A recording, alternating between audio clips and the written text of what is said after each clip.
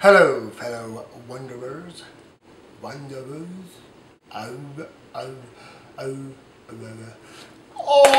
Hi, my name is Ben Chelenitsky, and on a periodic basis I like to share my point of view of the world as I view it through the lens of the Torah. The purpose of this particular video blog is to elucidate my interpretation of how the Torah views homosexuality, and the secondary purpose is to share my own personal political view of what the role of government should be in regards to homosexual marriage. Again, I'm only speaking for myself. I'm not speaking for any group or religious organization. This is my own personal opinion, and I'm sharing it with you because you have nothing else better to do.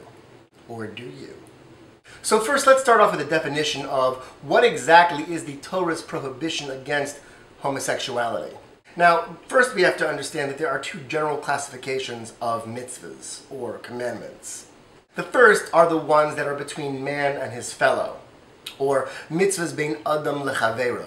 Those are mitzvahs like don't steal, don't kill, so on and so forth. Then there are mitzvahs that are particularly between man and God, or mitzvahs bein adam lemakom. Now, the prohibition against homosexual behavior falls under the category of mitzvahs bein adam lemakom, mitzvahs that apply between man and God. And the Torah calls this prohibition a to'eva, or an abomination. But what a lot of people forget is that the Torah calls a lot of other things abominations as well, and yet they don't receive the same amount of attention in the news. For example, did you know that eating non-kosher food is considered a to'eva in the eyes of God? So what makes me wonder is, why do we see protests that say this? God made Adam and Eve, not Adam and Steve. But we don't see protests that say this. I'm not faking, God hates bacon. In the eyes of the Torah, we are taught to hate the sin but love the sinner. Like it says in Yechezkel. There is no mitzvah to show prejudice and hate towards people that choose to live an alternative lifestyle. Just because a person doesn't practice my religion and have the same beliefs that I do, doesn't give me license to treat them any differently.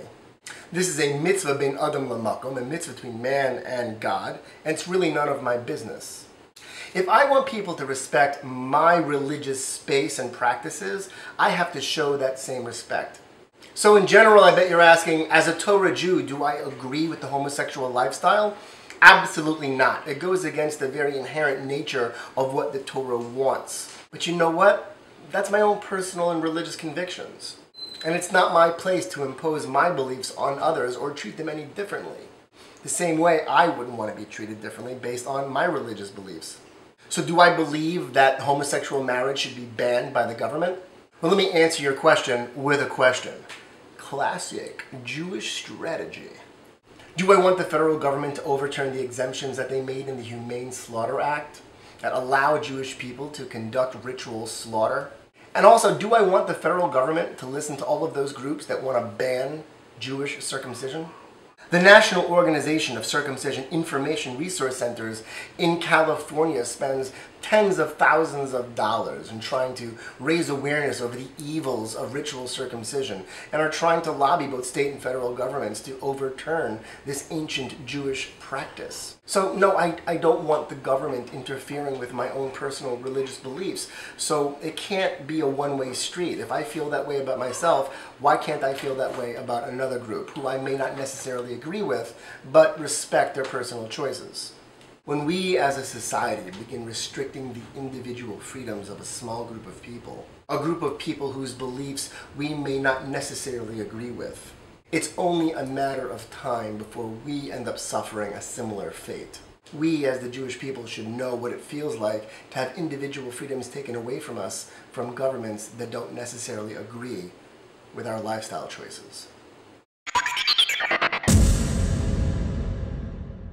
And please leave your comments, ask me questions, and maybe get me thinking about your point of view about this whole situation. I love hearing from you, and as always, I will see you next time. Be'ezras Hashem.